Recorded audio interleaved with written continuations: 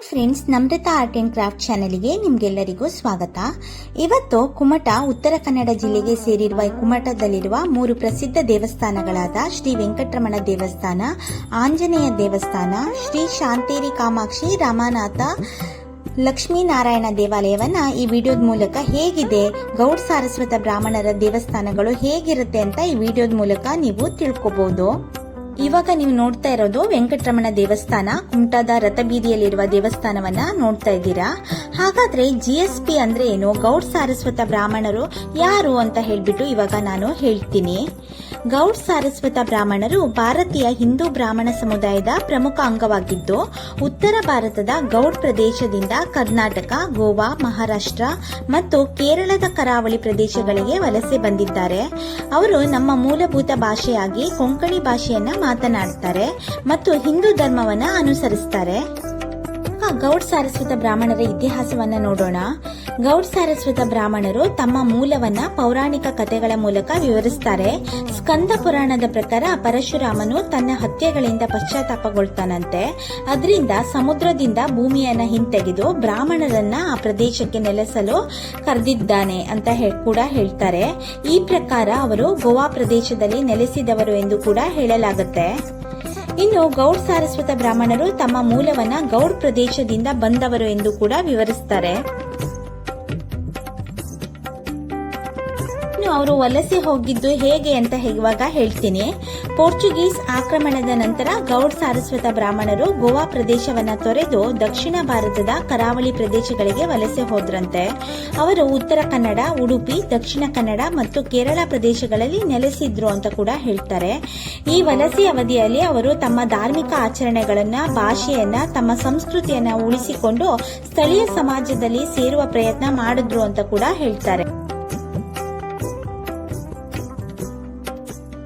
ಹಾಗಾದ್ರೆ ಗೌಡ್ ಸಾರಸ್ವತ ಬ್ರಾಹ್ಮಣರಲ್ಲಿ ಯಾವ್ಯಾವ ತರ ಆಚರಣೆಗಳನ್ನ ಅವರು ಅನುಸರಿಸ್ತಾರೆ, ಧಾರ್ಮಿಕ ಆಚರಣೆಗಳನ್ನ ಇವಾಗ ಹೇಳ್ತೀನಿ.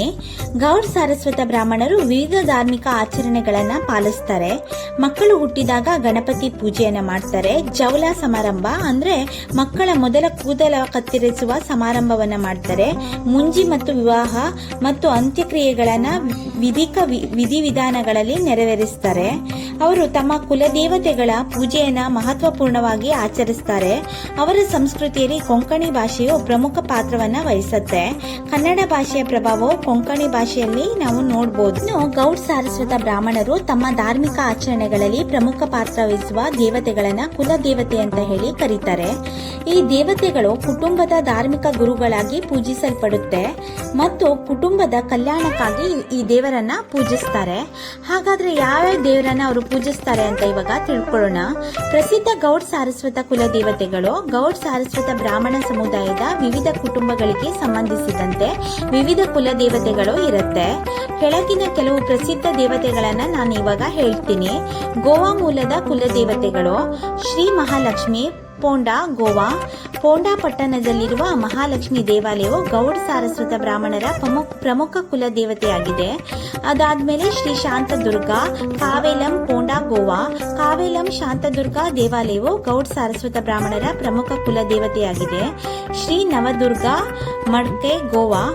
ಈ ಪಟ್ಟಣವು ನವದುರ್ಗ ದೇವಾಲಯವು ಗೌಡ್ ಸಾರಸ್ವತ ಬ್ರಾಹ್ಮಣರ ಕುಲದೇವರಾಗಿದೆ. ಇನ್ನು ಶ್ರೀ ಮಹಾಲಕ್ಷ್ಮಿ, ಪೋಂಡಾ, ಬಂಡೋರ ಪ್ರದೇಶದಲ್ಲಿ, ಇದು ಗೋವಾದ ಬಂಡೋರ ಪ್ರದೇಶದಲ್ಲಿ ನಾವು ನೋಡಬಹುದು. ಶ್ರೀ ನಾಗೇಶ ಮಹಾರುದ್ರ, ನಾಗೇಶಿಂ, ಬಂಡಿ ವಡೆಂ, ಬಂಡೋರೆ, ಪೋಂಡಾ ಇಲ್ಲಿ ನಾವು ನೋಡಬಹುದು. ಇನ್ನು ಕರ್ನಾಟಕದ ಮೂಲದ ಕುಲದೇವತೆಗಳನ್ನ ನೋಡೋದಾದ್ರೆ ಶ್ರೀ ಕುಂದೋದರಿ, ಮಹಾಮಾಯ, ಚಾಮುಂಡೇಶ್ವರಿ, ಷಟ್ಕೇರಿ, ಅಂಕೋಲಾ. ಇನ್ನು ಶ್ರೀ ಆರ್ಯದುರ್ಗ, ಅಂಕೋಲಾ, ಕರ್ನಾಟಕ. ಶ್ರೀ ಲಕ್ಷ್ಮೀನಾರಾಯಣ ಮಹಾಮಾಯ, ನಗೋವಾ ಮಹಾಮಾಯ, ಅಂಕೋಲಾ. ಶ್ರೀ ಮಹಾಗಣಪತಿ ಮಹಾಮಾಯ, ಶಿರಾಲಿ. ಶ್ರೀ ಕಾತ್ಯಾಯಿನಿ, ಬಾನೇಶ್ವರಿ, ಇದು ಕರ್ನಾಟಕದಲ್ಲೇ ನೋಡಬಹುದು. ಶ್ರೀ ಗಣಪತಿ ರವಲ್ನಾಥ ಮಹಾಮಾಯ, ಇದು ಆಸ್ಕೋಟೆ ಎಂಬ ಪ್ರದೇಶದಲ್ಲಿ ಕರ್ನಾಟಕದಲ್ಲಿ ನಾವು ನೋಡಬಹುದು. ಇನ್ನು ಮಹಾರಾಷ್ಟ್ರದಲ್ಲಾದ್ರೆ ಶ್ರೀ ನವದುರ್ಗ, ಇದು ಮಹಾರಾಷ್ಟ್ರದಲ್ಲಿ ಕಾಣಬಹುದು. ಶ್ರೀ ಶಾಂತದುರ್ಗ, ಮಾಲ್ವನ್, ಮಹಾರಾಷ್ಟ್ರ. ಶ್ರೀ ಶಾಂತದುರ್ಗ, ಸಾವಂತವಾಡಿ, ಮಹಾರಾಷ್ಟ್ರ. ಇವುಗಳು ಪ್ರಮುಖವಾದ ಕುಲದೇವತೆಗಳು. ಇನ್ನು ಕುಲದೇವತೆಗಳ ಆಯ್ಕೆ ಮತ್ತು ಕುಟುಂಬ ಸಂಬಂಧವನ್ನ ನೋಡೋಣ. ಗೌಡ್ ಸಾರಸ್ವತ ಬ್ರಾಹ್ಮಣರ ಕುಲದೇವತೆಗಳು ಕುಟುಂಬದ ಗೋತ್ರ ಮತ್ತು ಉಪನಾಮ ಅಂದ್ರೆ ಸರ್ ನೇಮ್ಗಳ ಮೂಲಕ ವಿಂಗಡಣೆಯನ್ನ ಮಾಡಿದ್ದಾರೆ.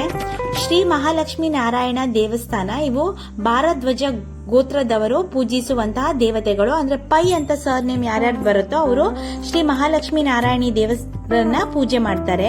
ರಮಾನಾಥ ಶಾಂತೇರಿ ಕಾಮಾಕ್ಷಿ ಇದು ವಸ್ತ ಗೋತ್ರದವರು ಸಾಮಾನ್ಯವಾಗಿ ಪೂಜೆಯನ್ನ ಮಾಡ್ತಾರೆ. ಅಂದ್ರೆ ಶೆಣೈ ಮತ್ತು ಬಾಳಿಗ ಅನ್ನೋ ಸರ್ ನೇಮ್ ಅವರು ರಮಾನಾಥ ಶಾಂತೇರಿ ಕಾಮಾಕ್ಷಿ ದೇವರನ್ನ ನಾರ್ಮಲ್ ಆಗಿ ಪೂಜೆಯನ್ನ ಮಾಡ್ತಾರೆ. ದಾಮೋದರ ಮಹಾಲಕ್ಷ್ಮಿ ಇದು ಕೌಂಡಿನ್ಯ ಗೋತ್ರದವರು ಪೂಜೆಯನ್ನ ಮಾಡ್ತಾರೆ. ಅಂದ್ರೆ ಶೆಣೈ ಮತ್ತು ನಾಯಕ್ ಅನ್ನೋ ಸರ್ ನೇಮ್ನವರು ಇದನ್ನ ಪೂಜೆ ಮಾಡ್ತಾರೆ.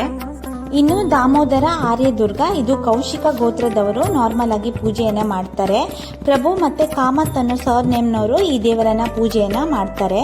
ನರಸಿಂಹ ಶಾಂತದುರ್ಗ ವಿಜಯದುರ್ಗ ಶಂಖ ಪಿಂಗಳ ಕಂಸ ಈ ಗೋತ್ರದವರು ಈ ದೇವರನ್ನ ಪೂಜೆಯನ್ನ ಮಾಡ್ತಾರೆ. ನಾರ್ಮಲ್ ಆಗಿ ನಾಯಕ್ ಮತ್ತೆ ಪಡಿ ಅನ್ನೋ ಸರ್ ನೇಮ್ಗಳನ್ನ ನಾವು ನೋಡಬಹುದು.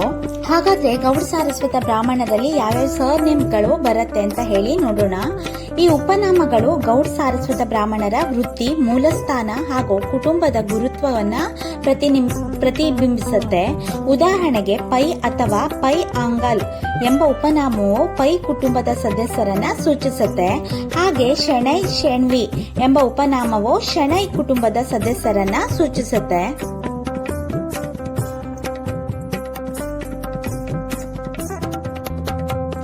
ಹಾಗಾದ್ರೆ ಅವರಲ್ಲಿ ಯಾವ್ಯಾವ ಸರ್ ನೇಮ್ಗಳು ಬರುತ್ತೆ ಅಂತ ಇವಾಗ ಹೇಳ್ತೀನಿ.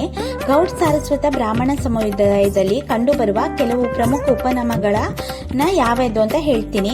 ಆಚಾರ್ಯ, ಅರ್ಗೇಕರ್, ಅಸ್ವೋಂಕರ್, ಬಾಳಿಗ, ಭಂಡಾರ್ಕರ್, ಭಟ್, ಚಿಟ್ನೀಸ್, ದೇಶಪಾಂಡೆ, ದೇಶಾಯಿ, ಗೋವಿಂದ, ಹೆಗ್ಡೆ, ಜೋಶಿ, ಕಾಮತ್, ಕಾಕೋಡ್ಕರ್, ಕಿಣಿ, ಮಲ್ಯ, ನಾತ್ಕಣಿ, ನಾಯಕ, ಪೈ, ಪಾಲೇಕರ್, ಪ್ರಭು, ಶೆಣೈ, ಶೆಂಬೇಕರ್, ಚೆಂದುಳ್ಕರ್, ಉಸ್ಕೋಂಕರ್, ವೈದ್ಯ, ವರ್ಗೇಲ್, ಜಾಂಟೈ.